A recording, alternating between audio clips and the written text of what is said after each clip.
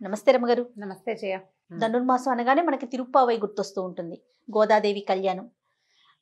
ఈ తిరుప్పావైని ఎలా జరుపుకోవాలి? ఈ ధనుర్మాసంలో పాటించాల్సిన నియమాలేంటి? పూజా విధానాలేంటి? అయితే ఇదేంటంటే సూర్యుడు తులారాశిలోంచి ధనురాశిలోకి వస్తాడు. ధను సంక్రమణం అంటారు. ఆ సంక్రమణం అవగానే అంటే మార్గశిరం ప్రారంభం అవగానే వద్దు, మరుసటి రోజు అట్లా అవుతుంది, ఒక రోజు ముందు వెనకగా అట్లా అవుతుంది అనమాట. తులా సంక్రమణం అయింది. తులా సంక్రమణంలోనే మనం అక్కడి నుంచి తులలో సూర్యుడు ప్రయాణిస్తున్న నాళ్ళు కార్తీక మాసం జరుపుకున్నాం. అవును, పొద్దున్నే స్నానం చేయాలి. ఈ ధను సంక్రమణం కూడా అలాంటిదే. ధనుస్సులో ఏంటంటే ధనుర్మాసం అనేది ప్రత్యేకమైన విధానం. మనం మామూలు సాధారణ ప్రజలు ఏం చేస్తారు, సంక్రమణం మొదలు పెట్టగానే నెలపట్టు పట్టడం లేదా నెలగంటు పెట్టడం, పండగ నెల ప్రారంభం అని చెప్పుకుంటాం. సంక్రాంతి పండగకి ఇది ప్రారంభంగా చెప్తాం. ఈ రోజు నుంచి గీతలతోటి ముగ్గులేసుకుంటాము, తర్వాత గొబ్బిళ్ళు పెడతాము, గోపూజ చేస్తాం, తర్వాత ఏమో ఈ హరిదాసులు రావడం మొదలు పెడతారు, గంగిరెద్దులు ఆడించే వాళ్ళు వస్తారు ఊళ్ళల్లోకి. ఈ నెల రోజులు విష్ణు కథాగానమే. అయితే రమ్మగారు, మరి నెల పట్టిన తర్వాత ఇన్ని మంచి కార్యక్రమాలు చేస్తాం కదా, వీటితో పాటు శుభకార్యాలు చేయకూడదని ఎందుకంటారండి? నెల పట్టాక కొన్ని శుభకార్యాలకి పనికిరాదు. ఈ ధనుస్సులో ఇవి చేసేవి ఏంటంటే ధనుస్సుకి సంబంధించిన కార్యక్రమాలు చేస్తున్నాం మనం. ఈ ధను సంక్రమణం అప్పుడు ఏం చేయాలి? భూప్రీత్యర్థం, బలి ప్రీత్యర్థం, విష్ణు ప్రీత్యర్థం, సూర్యుడికి ప్రీత్యర్థం, ఇవన్నీ చేసుకుంటాం. ఇప్పుడు ఇంతమంది ప్రీతి కోసం ఇన్ని వ్యవహారాలు ఉన్నాయి కాబట్టి అవి శుభకార్యాలుగా తోస్తున్నాయి మనకి. కానీ జనరల్ శుభకార్యాలు అంటే వివాహాది శుభకార్యాలు, గృహప్రవేశాలు, నెలగంటు పెట్టాక కొత్త వస్తువులు కూడా వాడుకోకూడదు, అలా కొన్ని సిద్ధాంతాలు ఉన్నాయి. ఇప్పుడు ఆ సిద్ధాంతాలు పక్కకు పెడితే ఈ నెలలో మనం ఏం చేయాలి అనేవి చూసుకోవాలి ముందు మనం. తప్పకుండా ఈ రోజు నుంచి గొబ్బిళ్ళు పెట్టేవాళ్ళు గొబ్బిళ్ళు పెట్టుకుంటాము. తర్వాత ఏమో ఈ నెల పూర్తవుతుంటే చివరికి వెళ్ళే కొందుకి గోదా కళ్యాణం చేస్తారు చాలా చోట్ల. ఇది సాధారణంగా అందరూ చేయగలిగేది. మనం భోగినాడు భోగిమంట వేసుకుంటాము, పండగ నాడేమో పండగ చేసుకుంటాం, మర్నాడు కనుమ నాడు చేయవలసిన విధులు ఆచరిస్తాము, బ్రాహ్మణులకి దానం చేయటం, పితృదేవతల ఆరాధన చేయటం, ఇవన్నీ అందరూ సాధారణంగా పెద్దలకు పెట్టుకుంటారు పండగ రోజుల్లో. కనుమ నాడు పెద్దలకు పెట్టుకోవడం. అవునండి. సంవత్సరం అంతా ఎప్పుడు పెద్దవాళ్ళని తలుచుకొని వాళ్ళు కూడా తాత తండ్రులను తలుచుకుని ఆ రోజు పెద్దలను పెట్టుకోవటము అన్నీ చేసే పద్ధతి జనరల్గా అందరూ చేసేది. అయితే తిరుప్పావై అని చెప్పావు నువ్వు. ఈ తిరుప్పావై ప్రత్యేకంగా వైష్ణవులు చేసే విధానం. ఎవరైతే వైష్ణవంలో ఉన్నారో వాళ్ళు ఈ 30 రోజులు విష్ణు సంకీర్తన చేస్తారు. ఎందుకని రమ్మగారు ప్రత్యేకించి వారే చేసే విధానం అని మనం స్పెసిఫిక్ గా ఎందుకు చెప్పుకోవాలంటే ఈ ధనుస్సులో ఎప్పుడైతే ఈ సంక్రమణ మొదలైందో ఆ రోజు నుంచి 30 రోజులు 30 పాటలతోటి, అంటే 30 పెద్ద పెద్ద బంగారపు పువ్వులు కూర్చిన దండతోటి అయ్యవారిని అర్చించింది గోదాదేవి. ఆమె అర్చించిన ఆ కుసుమాలనే ప్రతిరోజు నిత్యం రోజుకొక పువ్వు చొప్పున మళ్ళీ విష్ణుమూర్తికి సమర్పించే విధానమే తిరుప్పావై. తిరుప్పావై అంటే తిరువ్రతం, పావై అంటే వ్రతం, శ్రీవ్రతం. ఏమిటో ఈ గోదాదేవి గురించి విన్న తర్వాత మనం ఆవిడ ఎందుకు ఇలా చేసింది అనేది తెలుస్తుంది. గోదాదేవి సీతాదేవి లాగానే అయోనిజ.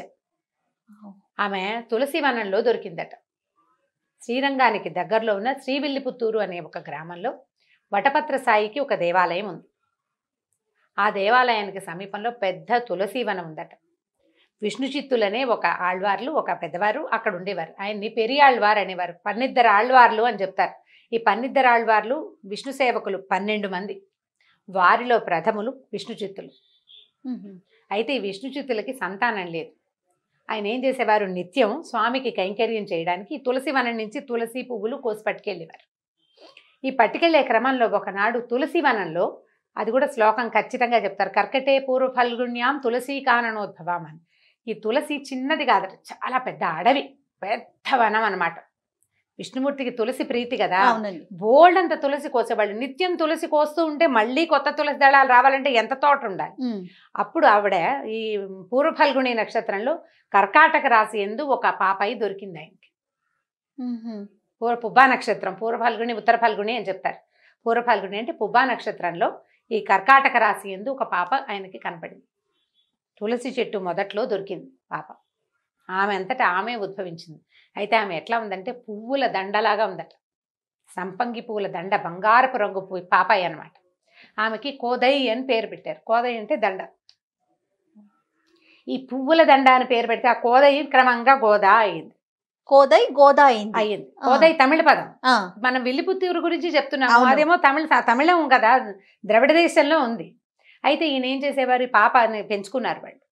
పెంచుకుంటే ఆ ఇంట్లో ఏం జరిగేది, నిత్యము విష్ణు సేవ, విష్ణు ప్రార్థన, విష్ణు కథామృత శ్రవణమే జరుగుతూ ఉండేది. నిత్యము తండ్రి దండలు కట్టి తీసుకెళ్ళి వటపత్ర సాయికి సమర్పించేవారు, లేదా శ్రీరంగానికి తీసుకెళ్ళి ఇచ్చేవారు. దగ్గరలోనే ఉంది, మరి చాలా దూరం కాదు. ఈ నిత్యము విని విని విని విని ఆ కృష్ణ రూపాన్ని ధ్యానిస్తూ ఉండేది ఆ పాప. ఏం చేసేది, దండలు కట్టడం క్రమంగా కాస్త పెద్దదయ్యాక ఆమె దండ సొంతంగా కట్టేది. పెద్ద దండ చూస్తే పిల్లలకి ఒక సరదా ఉంటుంది, ఏదైనా వస్తువు చూస్తే మీద పెట్టుకుని చూసుకుంటారు. ఈవిడ ఏం చేసేది, ఆ దండ మీద వేసుకుని దొడ్లో నుయ్యుంటే నూతిలో తన ప్రతిబింబాన్ని చూసుకునేదట. అంత పెద్దదైన పాప, ఇంత పొడుగాటి జడ ఉండేదట ఆవిడకి. ఈ నిత్యం ఆవిడ వేసుకున్న దండనే తీసుకెళ్లి దేవుడు సమర్పించేవాడు. అయితే ఒకనాడు అందులో ఒక వెంట్రుక వచ్చిందట. ఓహో, ఇంత పొడుగు జుట్టున్నప్పుడు ఏదో ఒక వెంట్రుక రాలదు. ఈ వెంట్రుక కనపడేసరికల్లా ఆ అర్చకులు గమనించి, ఇందులో వెంట్రుక ఉంది, ఇది దూసరితమైనది, ఇది పనికిరాదని ఆయన చెప్పేసరికల్లా ఆయన కూతురు ఈ పని చేస్తోందని, ఇలా దండ మెళ్ళో వేసుకుని చూసుకుంటుందని ఆయనకు తెలిసిపోయింది. గమనించి ఆయన చాలా బాధపడ్డాడు. ఇది చేయకూడని పని అని, చాలా తప్పు, ఎన్నాళ్ళ నుంచి ఇలా జరుగుతోందో, నేను ఇట్లాంటి అపరాధం చేశాను నా పిల్ల చిన్నతనం వల్ల అని ఆయన చాలా దుఃఖపడ్డారట. అయితే ఆనాటి రాత్రి స్వామి కల్లో కనపడ్డారు. ఆ మెళ్ళో వేసుకున్న దండే కావాలి నాకు, ఆమె ధరించిన మాలే నాకు కావాలి అని చెప్పారట. ఆమె ధరించని మాల తేవద్దు, నాకు అది నచ్చలేదు, ఏదైతే ఆమె ధరించిందో ఆ మాలే నాకు కావాలన్నాడు. సరే, ఇలా జరుగుతుండగా ఈయన వివాహం చేయాలనుకున్నారు. ఈ అమ్మాయి చిన్నప్పటి నుంచి కథలు వింటూ ఉండేది. కృష్ణుడే తన భర్త కావాలని భావించేదట ఆవిడ. కృష్ణగాథల్ని విని విని విని ఆవిడకి కృష్ణుడే తన భర్త కావాలని, మధురమైన భక్తి, భగవంతుడిలో లీనమైపోవాలన్న అపరిమితమైన ఆకాంక్ష. అయితే ఈయన దివ్యదేశాలు ఉన్నాయి, 108 దివ్యదేశాల గురించి చెప్తుండేవారు కూతురికి. ఆ దివ్యదేశ స్వరూపాల్లో ఈ స్వామి ఇక్కడ ఇలా ఈ రూపంలో ఉన్నాడు, అక్కడ ఆ రూపంలో ఉన్నాడు అని చెప్తే, శ్రీరంగంలో ఉన్న రంగనాథ స్వరూపం ఆమెకి అపరిమితంగా ఆకర్షణించింది. ఆయన్ని వివాహం చేసుకుంటానని అడిగిందట. ఇది ఈ కాలం ఆ కాలం కాదమ్మా, ఇది పాతకాలం కాదు, భగవంతుడిని వివాహం చేసుకోవడానికి గోపికలు చేసుకున్నారు కదా భాగవతంలో కృష్ణుణ్ణి, వాళ్ళంతా కాత్యాయని వ్రతం చేసి కృష్ణుడికి భార్యలైపోయారు, నేను కూడా అలాగే అవుతాననేది ఆవిడ. ఇది ఆ కాలం కాదంటే, ఈ కాలాన్ని కూడా ఆ కాలాన్ని చేసుకోదలుచుకుంది ఆవిడ. కృష్ణుడు పతిగా కావాలని కోరుకుంటూ గోపికలు చేసిన కాత్యాయని వ్రతాన్ని తను కూడా ఆచరించింది. తన స్నేహితురాళ్ళందరినీ కూడా తీసుకుని, విష్ణు భక్తి కలిగిన స్నేహితురాళ్లతోటి ఈ ధనుస్సు సంక్రమణమైన రోజు నుంచి రోజు పొద్దున్నే మేల్కొల్పు, స్వామిని మేల్కొల్పటం, రోజుకొక పాటతోటి ఆయన్ని కొలవటం, రోజు ఒక పాటతోటి కొలిచి ప్రతిరోజు ఈయన ఇలా ఉన్నాడు అలా ఉన్నాడు, ఆయన వాళ్ళ ఇంట్లో వెన్నెలు చిలుకుతున్నారు, అక్కడ శబ్దం అవుతోంది, ఇంకా నువ్వు నిద్రలే కృష్ణ అని కృష్ణుడిని నిద్రలేపుతుంది. ఒకరోజు మనం నదీ స్నానం చేద్దాం రండి, స్నానించి కృష్ణుడిని చూడాలంటుంది ఇంకొక రోజు. చక్కగా అలంకరించుకుని, కృష్ణుడు అలంకార ప్రియుడు, చక్కటి అలంకారాలతోటి కృష్ణుడిని సేవించాలి. అన్నీ ఆయన గొప్పతనాలే, అన్నీ ఆయన కోసమే, ప్రతి పాట కృష్ణుడి కోసమే. ఇలా 30 రోజులు ఈ రకంగా ఆవిడ అర్చించింది. ఆమె పాడిన 30 పాటలనే 30 పాసురాలుగా ఈ 30 రోజులు పాడుకుంటాం. మధ్యలో ఒకరోజు పొంగల్ వండించింది. ఆ వండించి నాకు ఇంకా ఈయనకి చెప్పిందట, నాకు రంగనాథుడిని భర్తగా చెయ్యి, నీకు 100 కప్పుల పాలు, 100 కప్పుల పాయసము, 100 కప్పుల వెన్న ఇస్తానని ఈయనకి మొక్కుకుందట ఆవిడే. ఎవరిని, ఇక్కడ స్వామివారు ఉన్నారు కదా ఈ విల్లిపుత్తూరులో ఉన్నటువంటి వటపత్ర సాయికి, రంగడిని భర్తగా చేస్తే నీకు 100 కప్పులు అది, 100 కప్పుల వెన్న, 100 కప్పుల పాయసము ఇస్తానని అంటే మధురం, ఆమెకు అది కావాలి, ఆయన కావాలి, భగవంతుడు కావాలి, భగవంతుడిలో లీనమైపోవాలన్న అపరిమితమైన కోరిక. దాంతో ఆమె చేసిన ఈ 30 పాసురాలనే ఈ 30 రోజులు వైష్ణవోత్తములందరూ చదువుకుంటారు. ఓకే, మరి కళ్యాణం అంటారు ఏంటి రమ్మగారు? గోదా కళ్యాణం ఇప్పుడు ఎప్పుడైతే ఇది జరుగుతోందో అప్పుడు రంగదే ఆయనకి ఆనతిచ్చాడు విష్ణుచిత్తులకి, నీ కుమార్తెను తీసుకురా, ఆమెను నేను వివాహం చేసుకుంటాను అని. అక్కడి నుంచి శ్రీరంగాన్ని పరిపాలిస్తున్న రాజుగారు కూడా వల్లభదాస్ అనుకుంటా ఆయన పేరు, వారికి కూడా కలలో వచ్చింది. గర్భగుడిలోకి అందరినీ అనుమతించరు. ఫలానా విష్ణుచిత్తుల కుమార్తె అయినటువంటి గోద, ఆమెను నేను వివాహం చేసుకుంటాను, మీరు ఆమెను మేళతాళాలతోటి నా దగ్గరికి తీసుకురండి అని రాజుకి తండ్రికి ఇద్దరికీ అనుజ్ఞ ఇచ్చాడట రంగనాథుడు.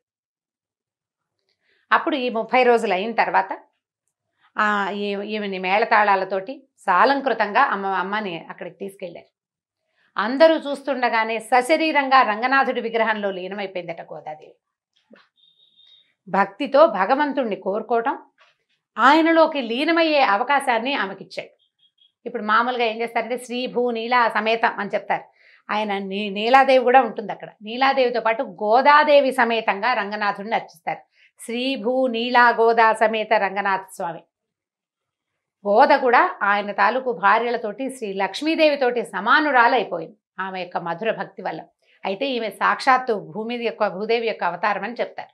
గోదాదేవి భూమి నుంచి జన్మించింది ఆవిడ, కానీ భూదేవి అంశేనని చెప్పబడుతోంది. ఇదేంటంటే మానవులని భక్తి వైపుకి తీసుకువెళ్ళడానికి ఎత్తిన అవతారంగా చెప్పబడుతుంది.